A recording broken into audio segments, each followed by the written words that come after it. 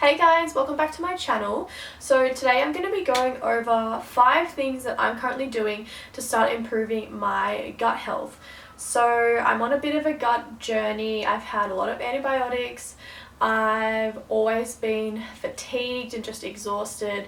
My muscles don't recover very well after the gym. This has been going on for years. So I've been doing so much research over the past 2 years or so about gut health, and just so much more information is coming out, so many more studies are being done on it, just showing that it is actually super important. So these are 5 simple things that I've started implementing into my diet and my lifestyle that you can do as well. So I guess with this kind of thing, you don't want to try and just go change everything at once, because that's not going to be sustainable. So these are some simple things that you can start doing and that I've started doing, and I think are already making a difference. So let's go. So to start with, we have bone broth. So this is the Longevity bone broth body glue. I get the AM cleanse one because it has lemon, ginger, apple cider vinegar and turmeric. So this is what it looks like.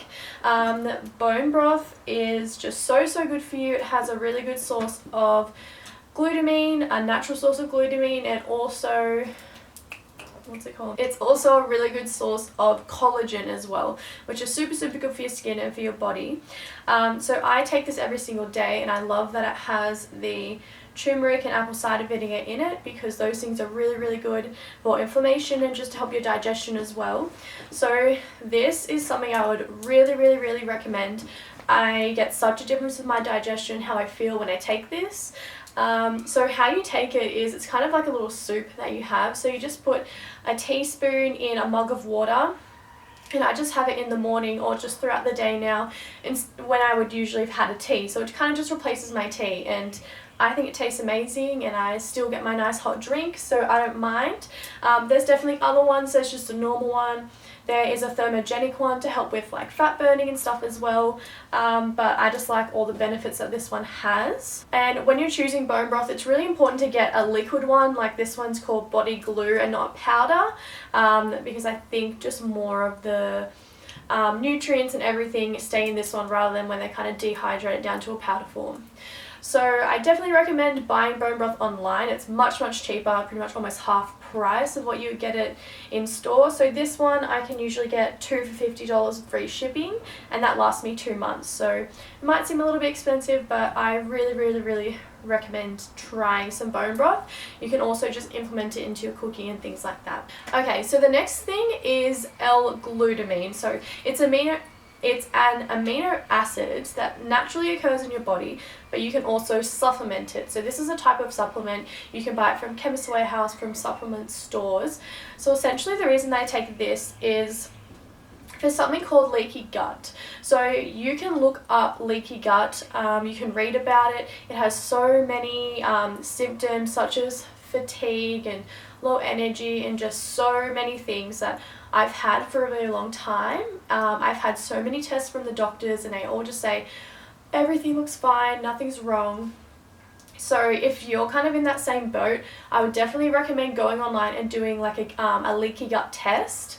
They're usually quite in-depth tests. It's not just a few questions, you'll answer a lot. And while I haven't been diagnosed, I haven't been to a naturopath, I think it's quite likely that that could be it, and that's why I'm trying to now really heal my gut. And so that's where L-glutamine comes in. So whether you have leaky gut or not, this is very good for your gut health.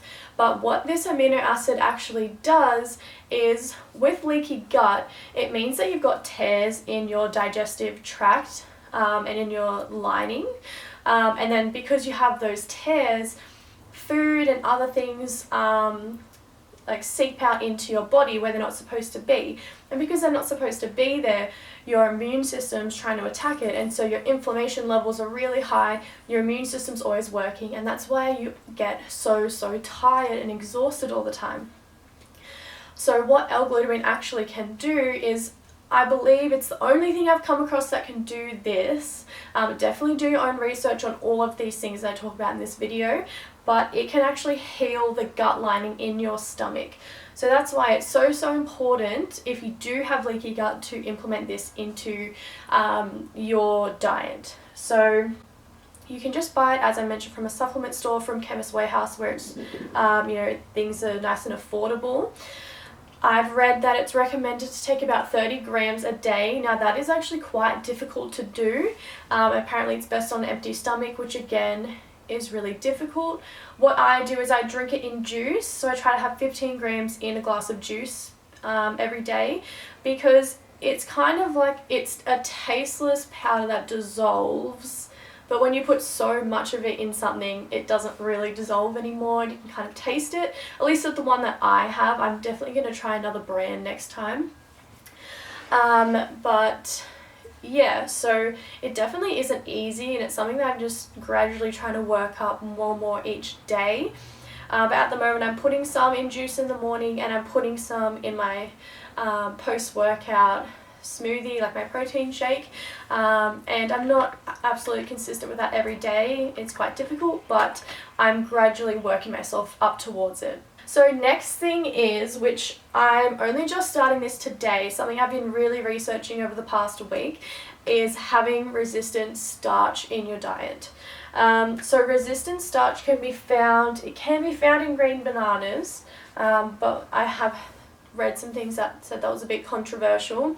But the easiest way to get resistant starch is by eating starchy foods such as potato, sweet potato and rice, cooking them and then allowing them to cool, and then eating them when they're actually cold.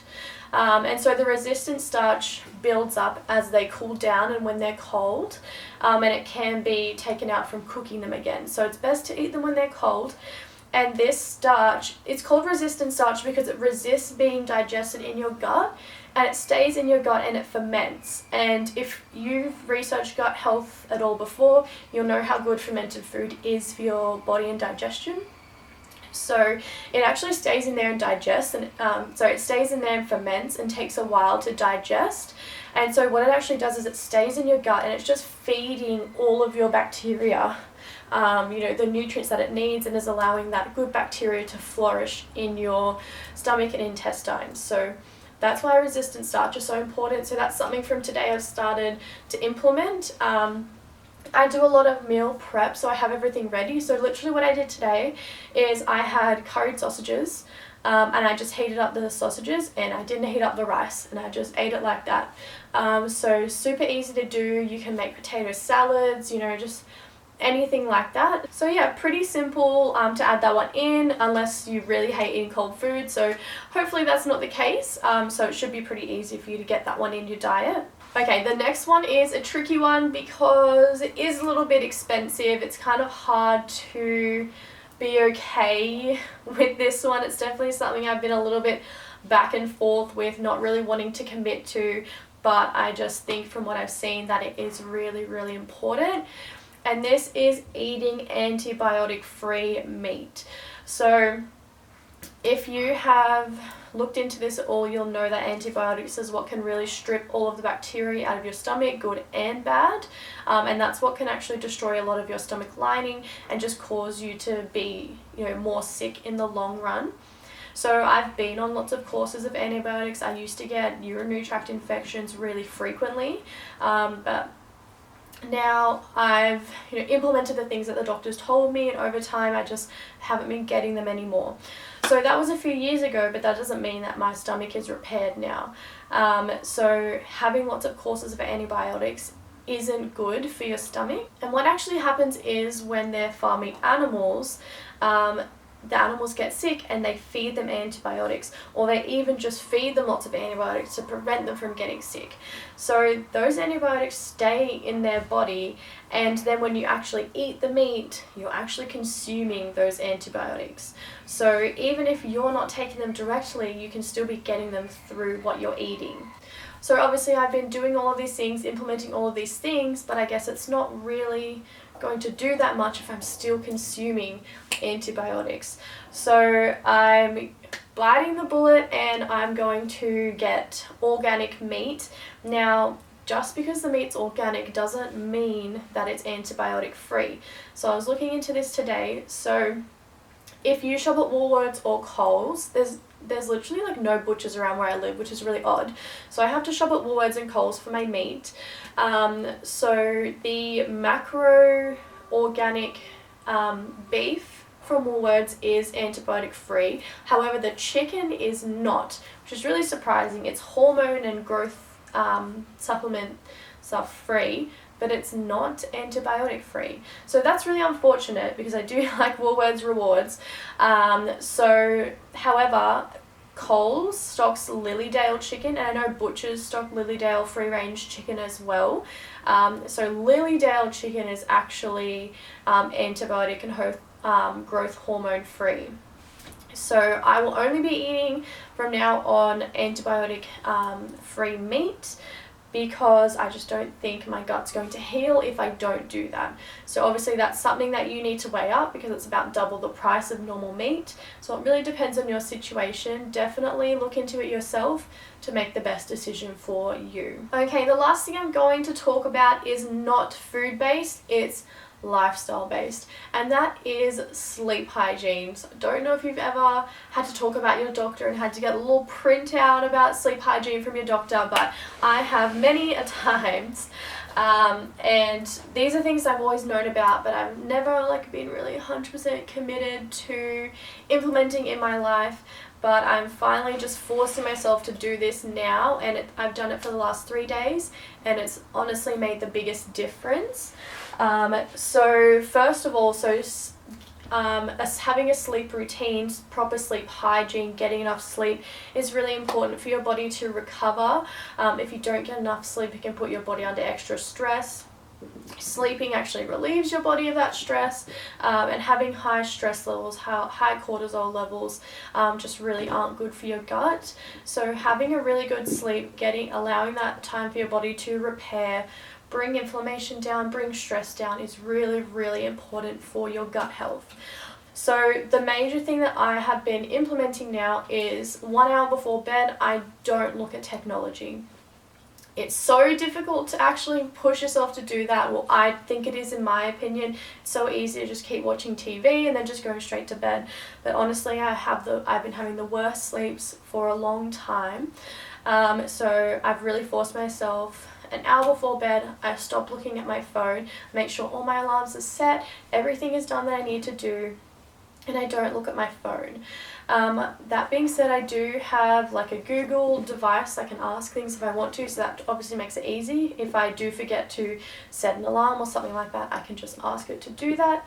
And the other thing I do is I turn all the lights down low. So I'll usually stay in one room, and I'll just kind of have some lights on around, or if you have a lamp in your room, you can do that so that there's no lights directly on in my room. It's kind of just coming in through the doorway, and I find that really helps me to get really nice and sleepy.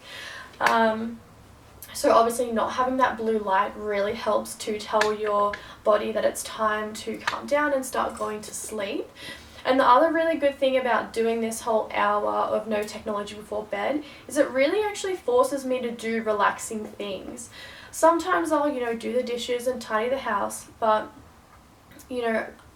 what I usually do is I'll read a book. It's force me to get back into my reading, so I'm just relaxing, reading, putting on my lavender diffuser, which helps me sleep, or listening to some relaxing music and doing stretching, which everyone should be stretching every single day. It's so important for us. So as well as actually helping me to get to sleep, it's also helping me to relax, because I'm actually taking that time out of my day to slow down and do things that are relaxing and stress relieving. So that's also super important with your gut health. So it's a mix of diet changes and lifestyle changes. So I'm just gradually implementing things, researching things, taking a little bit of that, taking a little bit of this, and then just slowly making changes here and there. So it's definitely not something that you need to do everything straight away. As I mentioned, I don't think that's sustainable. So So take from this video things that you think you can start implementing today. Research it yourself, really understand why it's so important and if it's the right decision for you, and then just slowly start implementing things. And honestly, I just, implement a few things, and then I just listen to podcasts, watch YouTube videos, and I'm just constantly learning, and that's just something I really enjoy. But yeah, so those are my 5 top tips. So bone broth, glutamine, resistant starch, antibiotic-free meat, and then improving your sleep hygiene and sleep health. So thank you so much for watching, guys. Let me know if you enjoyed this video. I'm definitely happy to keep making videos about my gut journey as I keep going along. So don't forget to give me a thumbs up and subscribe, and I'll see you guys next time.